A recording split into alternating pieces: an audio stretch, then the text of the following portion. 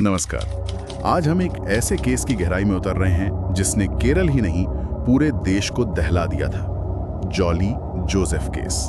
जो जानकारी हमारे पास है वो वाकई चौंकाने वाली है।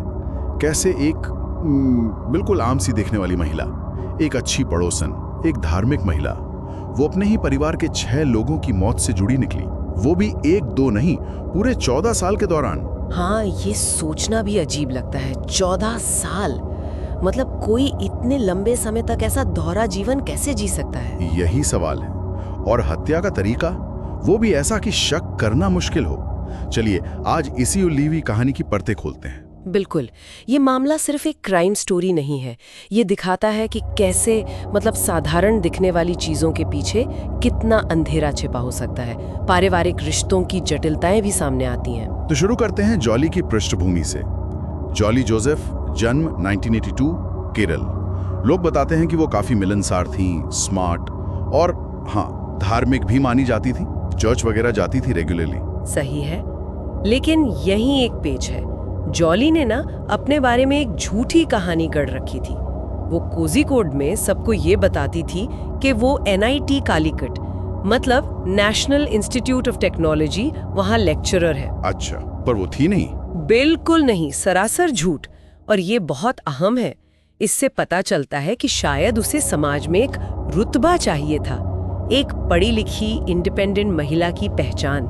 और शायद इसी झूठ को बनाए रखने के लिए आगे बहुत कुछ हुआ। और फिर शुरू हुआ वो मौतों का सिलसिला। पहली मौत जहां तक हमें पता है 2002 में हुई, उसके पति रॉय थॉमस की। रिपोर्ट्स कहती हैं कि जॉली ने खाना परोसा था और उसके बाद ही। हाँ, और पोस्टमार्टम में साइनाइड मिला भी था, लेकिन तब इसे आत्महत्या मानी आ गया। सोचिए, साइनाइड बड़ा खतरनाक जहर है, शरीर में ऑक्सीजन रोक देता है ना। जी हाँ, और इसका पता लगाना भी कई बार मुश्किल होता है अगर शक ना हो तो।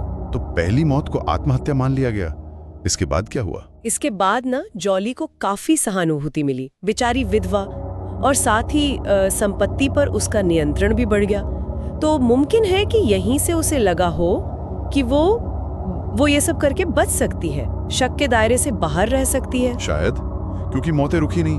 2008 में रॉय की माँ यानी जॉली की सास अन्ना माँ थॉमस की मौत हो गई, कहा गया हार्ट अटैक। फिर 2011 में ससुर टॉम थॉमस, उनकी भी मौत। सिलसिला चलता रहा। 2014 में पति के चचेरे भाई की पत्नी सिली, उनकी भी अचानक मौत हुई।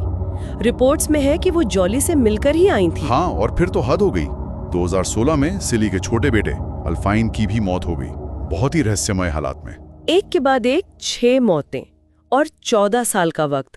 किसी को शक क्यों नहीं हुआ, ये बात समझ नहीं आती। यही तो कमाल है, या कहें कि खौफनाक है।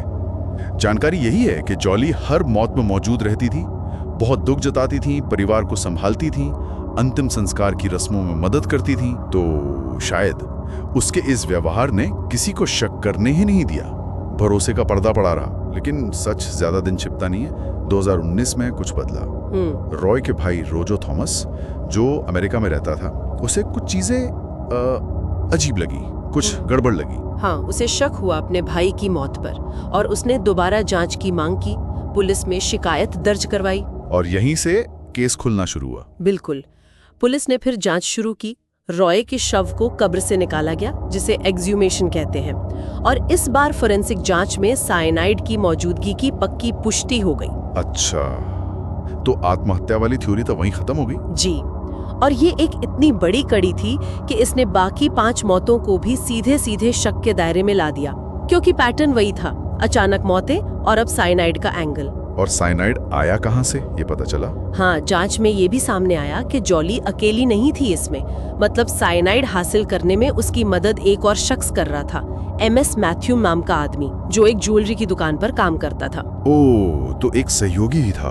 जी, मैथ्यू और एक और व्यक्ति प्रजय कुमार, जो साइनाइड सप्लाई करता था, उन्हें भी बाद में गिरफ्तार किया गया। तो फिर जॉली की गिरफ्तारी हुई। अक्टूबर 2019 में पुलिस ने जॉली जोसेफ को गिरफ्तार कर लिया, और रिपोर्ट्स के मुताबिक उसने बहुत शांति से, बिना किसी हो हल्ले के, सब कबूल कर लिया। हाँ, उसने माना कि उसने ही सभी 6 हत्याएं की हैं। मकसद क्या बताया उसने, क्यों किया ये सब? मकसद वही जो शक था, पारिवारिक संपत्ति पर पूरा कंट्रोल चाहिए था, पैसों की सुरक्षा और शायद सबसे बढ़कर अपनी वो झूठी पहचान, वो एनआईटी लेक्चरर वाली छवि उसे बनाए रखना था। शायद उसे डर था कि सच सामने आ जाएगा तो सब खत्म हो जाएगा। तो एक झूठ को बचाने के लिए वो और गहरे अपराध में धंसती चली गई। अविश्वसनीय।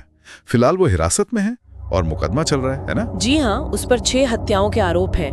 दोषी साबित होने पर उम्र कैद या शायद मौत की सजा भी हो सकती है। इस पूरे मामले में जो बात सबसे ज्यादा डराती है वो ये है कि कैसे एक बिल्कुल सामान्य दिखने वाली मुस्कुराती हुई महिला जो चर्च जाती थी, पड़ोसियों से मिलती थी, वो अंदर से एक सीरियल किलर निकली। वो भी साइनाइड जैसे शांत जहर का इस्तेमाल करने वाली। कोई चीख नहीं, कोई खून खराबा नहीं। सही कहा, यही इसकी भयावहता है। कोई बाहरी निशान नहीं। हत्याएं रोजमर्रा की जिंदगी के बीच भरोसे की आड़ में बहुत चुपचाप की गईं।